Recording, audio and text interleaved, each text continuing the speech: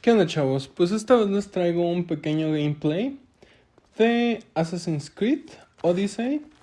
Bueno, a mí me gusta mucho esta saga de videojuegos. Fíjense, iniciando aquí ya hay una cosa bien interesante. Hace algún tiempo estuve en Mérida, Yucatán. No, en Mérida, España. Y hay un teatro romano, que digo, los romanos le copiaron a los griegos, similar a este en toda la extensión de la palabra. Me encanta cómo recrean arquitectónicamente muchas de estas ciudades, los de Ubisoft. Me parece algo súper increíble. Pero bueno, me estoy adelantando un poco. Les comentaba entonces, voy a aprovechar este video para pues hacerles algunos señalamientos de por qué me gusta mucho esta saga. Y además porque apenas estaba leyendo algunas cuestiones con unos alumnos sobre la democracia en México. Y una de las cosas que tiene este juego, vale, es que siempre tiene trasfondos históricos bien interesantes. A pesar de todas las libertades que se puede tomar Ubisoft para seguir el juego, porque bueno, para quien no conoce esta saga, es de dos como clanes, los asesinos y los templarios. Los asesinos, bueno, son los buenos, entre comillas. Se andan peleando por unos artefactos que dejaron una civilización primigenia. Tienen mucho esta teoría se llama paspermia, creo, de que no me acuerdo muy bien, de que nos crearon como una raza alienígena superior y entonces dejaron ciertos artefactos que estos cuates andan buscando. Aquí un mercenario, déjenme lo asesino. Les comentaba entonces que me gusta mucho por el trasfondo histórico. He jugado la mayoría de los juegos de la saga como principal y la verdad es que aunque muchos dicen que son repetitivos, y bueno, yo creo que sí lo son en términos gameplay, pero a mí me gusta mucho esta parte como histórica que presentan personajes de la época y bueno, insisto, a mí como que sí me late esa idea de cómo representan las ciudades, incluso el Unity que está en París y también el de Revelation, me parece que era en Roma. Yo que he estado en estas dos ciudades, como que por lo menos los primeros cuadros de la ciudad lo retratan perfectamente en proporción, ¿no? Entonces está súper padre esa parte. También un poco me gusta la filosofía que tienen estos juegos detrás. Porque digo, aquí, por ejemplo, ya ven que medio me están ahí dando unos golpes, pero ahorita lo mato.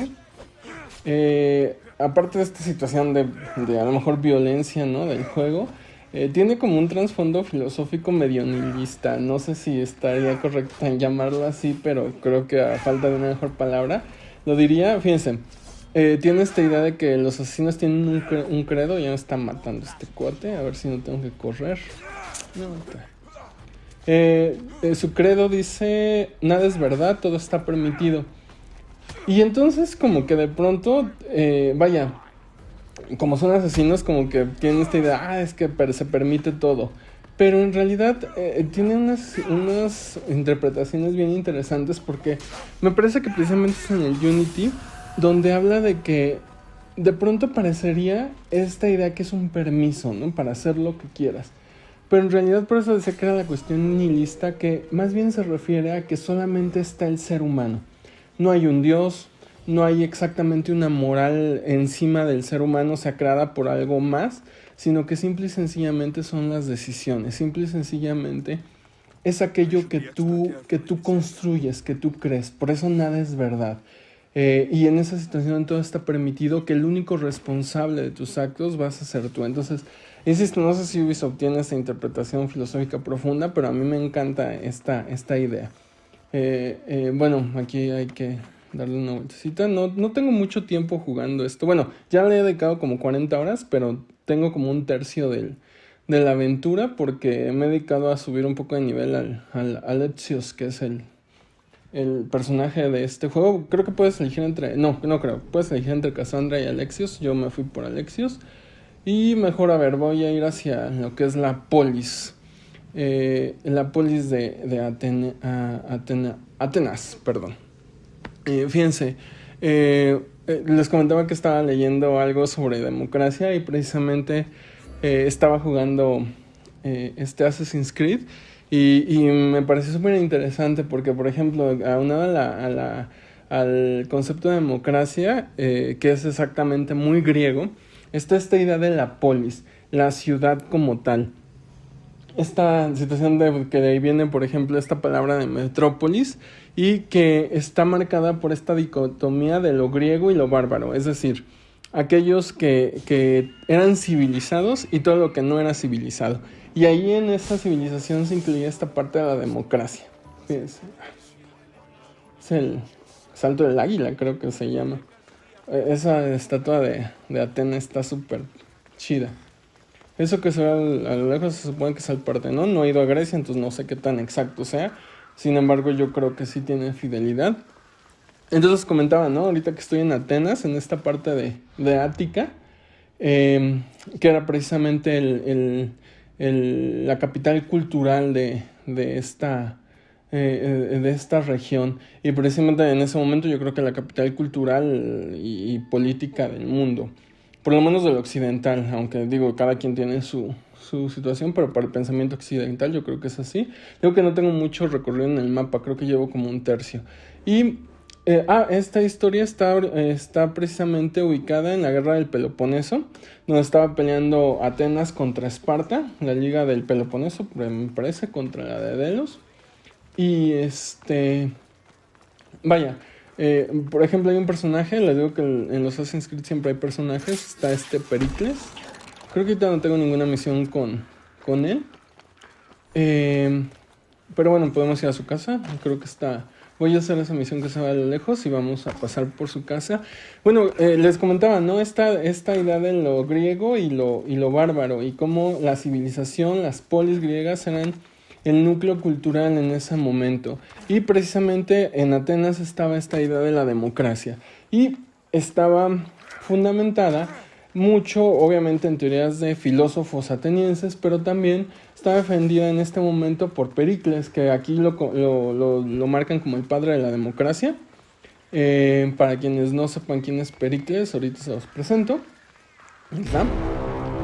Y entonces, Pericles es un estratega, es un político ateniense que está muy identificado con esta situación de la democracia primigenia. Tiene esta idea de que la civilización está marcada en Atenas y que Atenas es una polis donde viven ciudadanos. El ciudadano, creo que epistemológicamente viene de una raíz que como que quiere decir el compañero del linaje. De hecho, Pericles pone que los ciudadanos atenienses tienen que tener padre y madre ateniense, algo muy similar a la idea de la ciudadanía actual. Aunque aquí obviamente puedes optar por la ciudadanía en determinados casos, muy práctico como los romanos que incluso la podían comprar, ¿no? Podían comprar su pertenencia a Roma. Y ese es Pericles, el que acabamos ahí de conocer, que ahorita no tengo ninguna misión. Y que les comentaba que era esta idea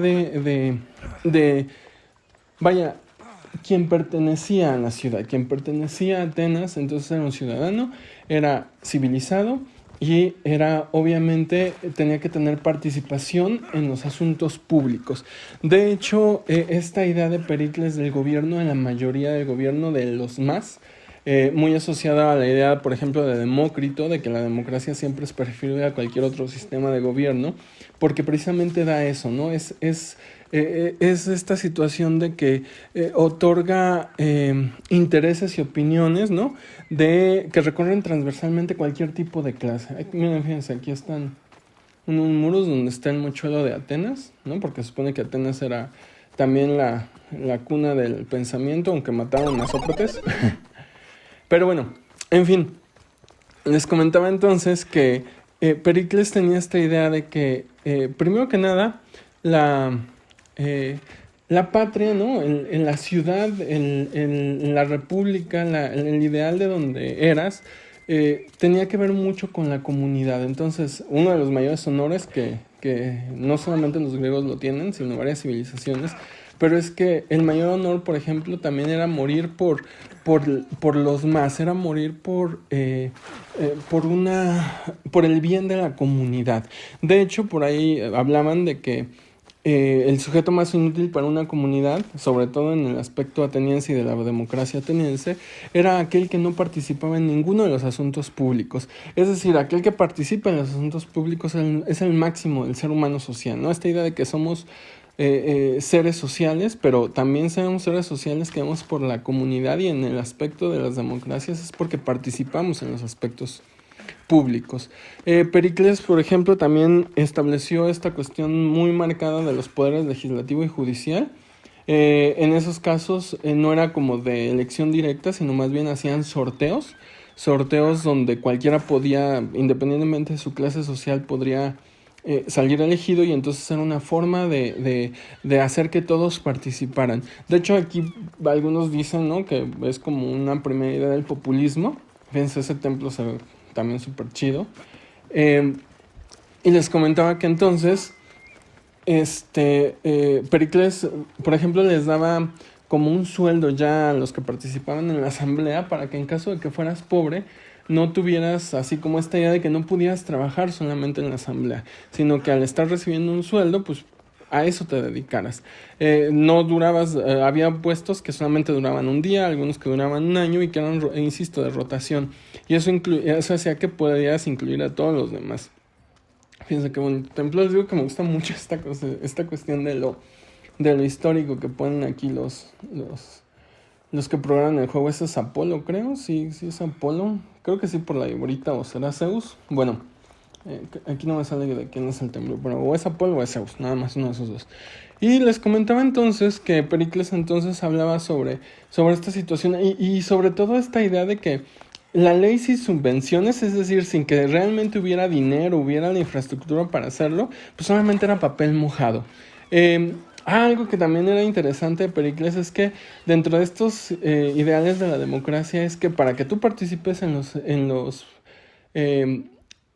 las decisiones públicas, pues tienes que tener información. Entonces, algo que hizo, que también decían que era como populista para la época, es que hizo que los pobres también pudieran ir al teatro. ¿Por qué al teatro? Porque el teatro era en ese momento el medio de información como principal. En él se daban las noticias, o se satirizaban ciertas situaciones de la vida pública. Miren, este es Alcibiades, este es el sobrino de Pericles.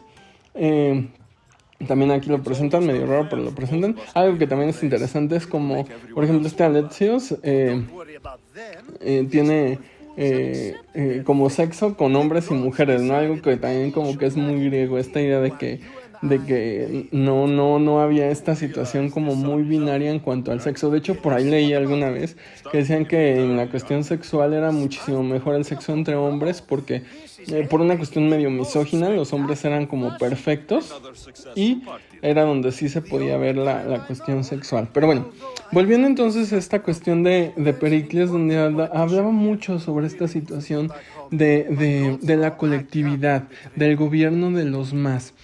Un valor que era muy griego. De hecho, hasta incluso Leónidas, que era espartano, no era ateniense, pero cuando le dicen que, creo que lo menciona incluso también en este juego, lo vi, que el oráculo de Delfos le dice que los espartanos van a perder o a su rey o su libertad ante los persas. Pues lo que hace Leónidas es irse a sacrificar, porque pues no quería que los espartanos perdieran su libertad, era pensar en la colectividad e insisto, Pericles ya lo había fundamentado también en esta situación de la democracia.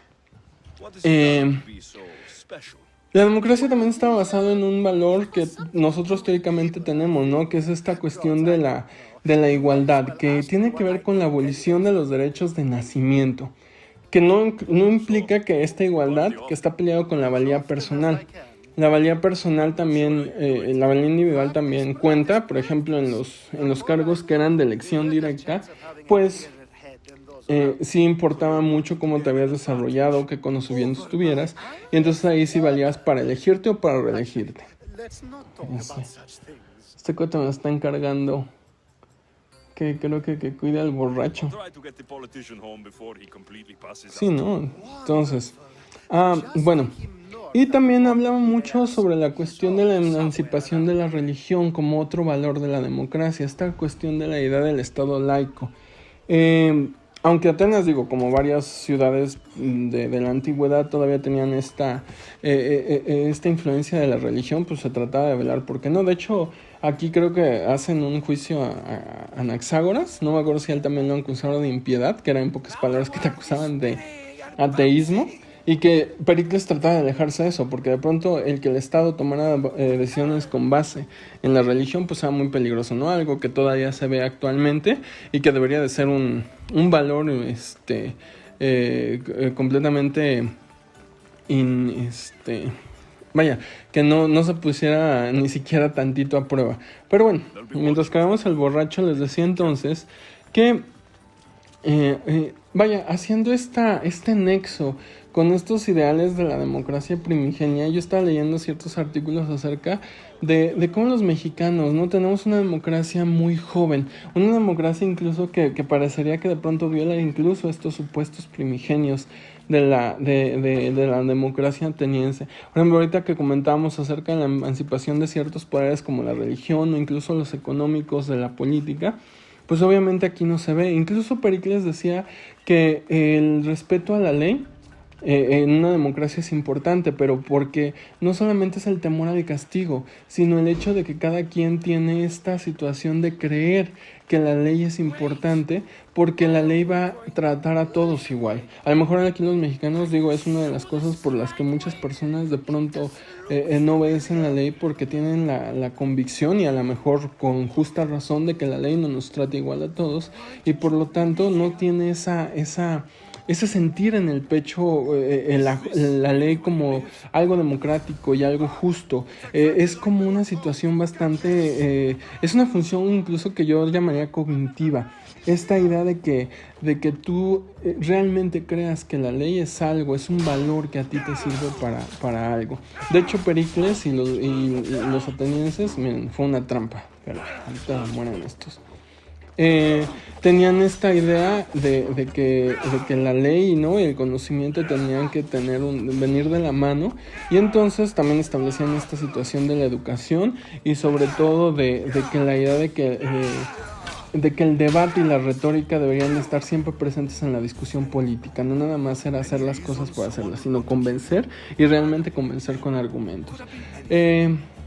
Fíjense, después de esta misión, algo que también me encanta de los Assassin's Creed y creo que viene desde el 3, es la parte naval. Ahorita después de esto, que ya me quité la trampa, voy a pasar a la parte naval, que también, bueno, digo, los griegos eran una civilización muy, pero muy naval. Y entonces, a ver, déjenme checar, voy a pasar a esta parte de barquito. Y entonces les decía que también, por ejemplo, nuestra democracia, les comentaba que es muy joven. De hecho, es tan joven que esta idea de que a lo mejor, sin denostar y sin darle menos a los movimientos que se gestaron desde los 60s, recuerden que aquí teníamos lo que Vargas Llosa llamaba una dictadura perfecta, pero les comentaba, sin denostar los movimientos que se dieron desde los 60, 70s, en realidad la participación política del mexicano es muy reciente. Incluso aquí en la Ciudad de México, yo estoy en la Ciudad de México, nosotros no podíamos elegir a nuestro regente en ese momento, ahora actualmente jefe de gobierno, por un berrinche de Álvaro Obregón a principios del siglo pasado, que, insisto, se mantuvo casi por 80, 90 años, y que implica que no había esa participación, esa conciencia democrática en una gran parte de la colectividad. Sin embargo, también hay ciertas violaciones. Bien, vamos para acá y a ver si encuentro algún barquito que hundir. Nuestra democracia incluso está más cercana al autoritarismo, esta situación del partido hegemónico, donde la única forma de acceder al poder era a partir del PRN en un principio, del Partido de la Revolución Nacional, o Nación de la Revolución, y después lo que se convirtió en el PRI. Y también les decía, ¿no?, ciertos simbolismos que se promovieron desde el poder para hacer creer a las personas o para mantener a nuestra población bajo una fachada de democracia, pero en realidad era un autoritarismo completo. Incluso ahorita que pensaba, ¿no?, hace hace ya algunos años, antes de la alternancia que se dio a finales de los 90, incluso lo que se hacía aquí mucho era así, vamos a votar, pero antes de votar se hacían quinielas por ver quién era el destapado del presidente en turno y que obviamente iba a ser el siguiente presidente. Entonces eso es todo menos democrático, porque en realidad ya se sabía, ¿no?, quién iba a ser, y era, insisto, más cercano a la cuestión autoritarista. Fíjense, vamos a fuerza de vela en el barquito este. Es un birreme, me parece, porque luego cuando salen unos barcos más grandes, que deben de ser trirremes, todavía no he tuneado tanto el barco como para que me los pueda quitar de encima fácilmente. Miren, esos son atenienses, entonces traen su mochuelo de Atenas, entonces mejor hay que evitarlos para no meternos en problemas. Entonces les comentaba que en nuestra sociedad no es tan común esta idea de la toma de decisión y cómo se ejerce el poder, y que debería de ser un valor de un Estado democrático. Y vaya, no hay nada más alejado también del bien democrático. Miren, creo que este es un comerciante, creo. No, también es una Atenas, no, hay que... esta idea de que no tenemos esta participación, y que aun cuando la tenemos no tenemos otro componente importante en la democracia que les comentaba, y que incluso se daba en Pericles, de esta idea de la información, de cómo la persona podía participar en el aspecto político, en las decisiones políticas, pero también informado. Nosotros aquí en México, sobre todo ahora en la época de las redes sociales, tenemos un montón de fake news, y eso implica que las personas no están informadas y de pronto no toman buenas decisiones en el término de la acción política. Esto también era algo que se le criticaba a las democracias primigenias, que a veces la decisión del MAS, la decisión de la mayoría, no necesariamente era una decisión que beneficiaba incluso a esa mayoría que había ejercido su poder político.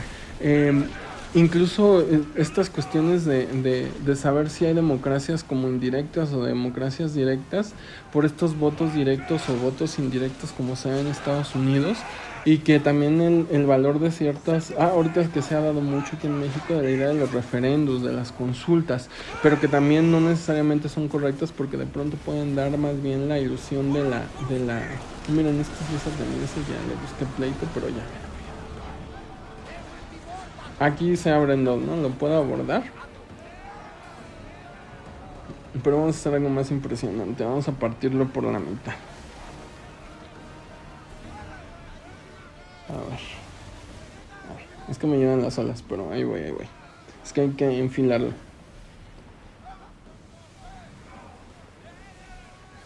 Entonces comentaba, ¿no?, que incluso también estas situaciones que aunque pareciera que son democráticas y que sean... Miren, ahí va. Adiós, barquito. O sea, este tipo de situaciones de donde se habla de democracia directa, incluso aquí en México actualmente, y que pareciera, ¿no? Entonces que ya dejamos atrás esta situación del autoritarismo, esta situación donde las personas tienen una participación política ejemplar, que no es así, porque, insisto, también una de las partes sería la situación de saber, ¿no?, y de tomar decisiones de manera informada. También pueden ser ilusorias, porque, por ejemplo, las consultas pues se pueden amañar, y también, aunque de pronto hemos oído, y no es una frase necesariamente de nuestro contexto mexicano, sino de muchos contextos, sea del pueblo sabio, del pueblo que es sagrado su decisión, ¿no? Se pueden manipular las preguntas. Eso acaba de pasar hace poco, porque te hacían una pregunta sobre una cierta infraestructura que era así de que quieres destruir quién sabe qué cosa para la ecología, o mejor tomar la decisión correcta. Y pues eso es un amañamiento de una consulta. Entonces eso tampoco es democracia. Y también, por ejemplo, en este caso, hemos encontrado, no solo en nuestro país, insisto, no solo en México, pero de hecho, desafortunadamente y peligrosamente, es un común denominador en ciertas situaciones a nivel mundial, de que se hacen esfuerzos por restringir la comunicación, porque el hecho de que tengas internet libre, insisto, con lo de las fake news, con lo de situaciones donde se llevan a cabo cierta tendencia, ¿no?, a solamente presentar una información, pues eso también es completamente antidemocrático y no necesariamente representa un valor de una sociedad que fuera participativa políticamente hablando. Entonces, bueno, no sé si esta como explicación queda clara entre cómo estaba analizando, ¿no? Cuando yo jugaba les decía, hombre, esto es un pirata y que también. Órale. Ay, se me fue. Bueno, ahí está. También hay que hundirlo. A lo mejor sí lo abordo.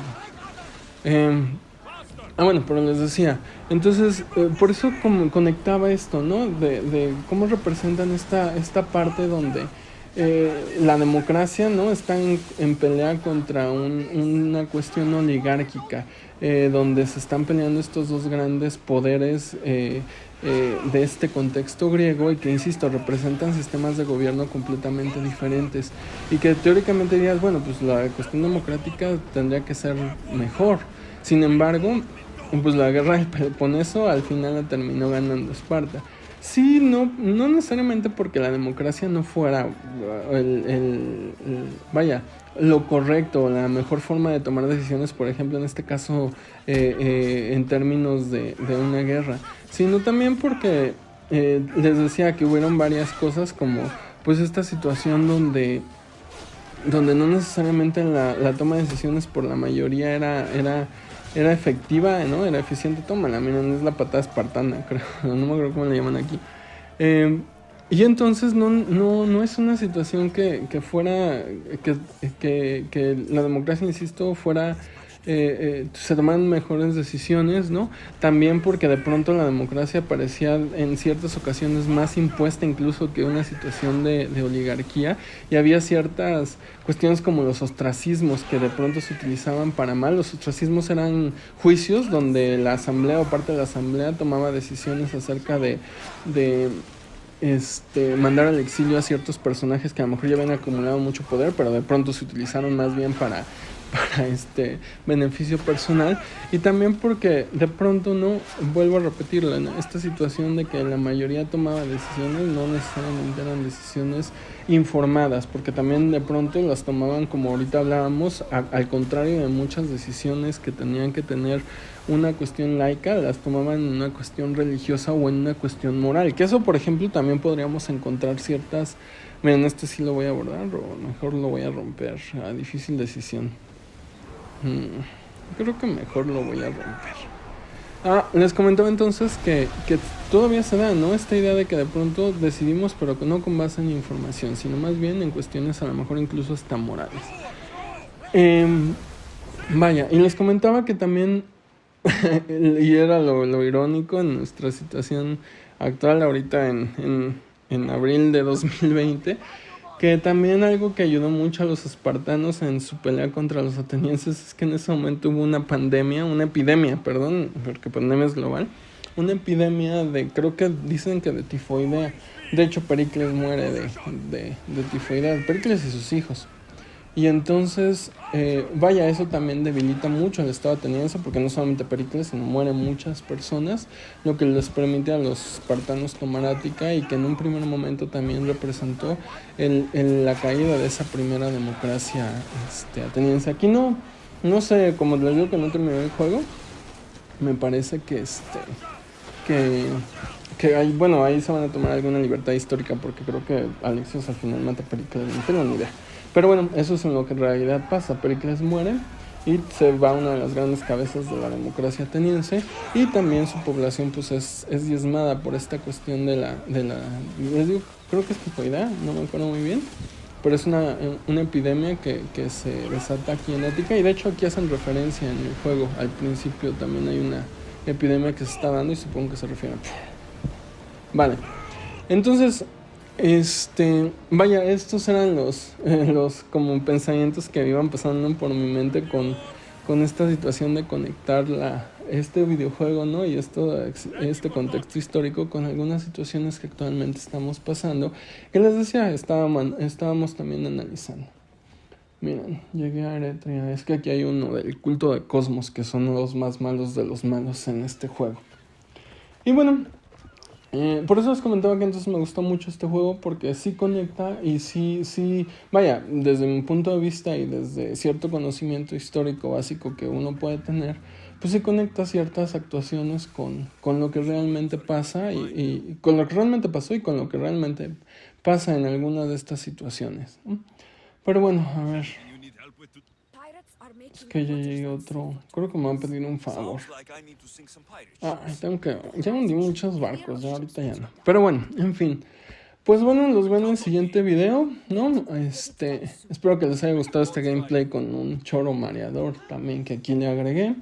Y ya iré subiendo otros videitos más para que vean lo que voy jugando en esta cuarentena obligada un poco. Y también algunos otros temas que podrán ser de importancia, o como ahorita dicen, ¿no? La unión de ambos. Bueno, este es Febos, mi caballo. A ver, voy a ir a... pues voy a ir a... Ahí es donde está ese... De los de... El culto de Cosmo, que les digo que son... Ahí como los reptilianos de este juego, porque son un clan ahí oculto. Supongo que es lo que después van a explicar que son los templarios. Porque ya había habido un Assassin's Creed Origins que explicaba de dónde venían los asesinos y los templarios, y este está más atrás temporalmente. Entonces yo no sé aquí cómo irán a explicar esto. Pero bueno, en fin. Entonces, a ver, me voy a subir a esta atalaya, que así se le llaman los puntos aquí de carga del mapa. Y... fíjense aquí. Y después de eso, pues ya... les comentaba entonces que... Los... Templo de Poseidón.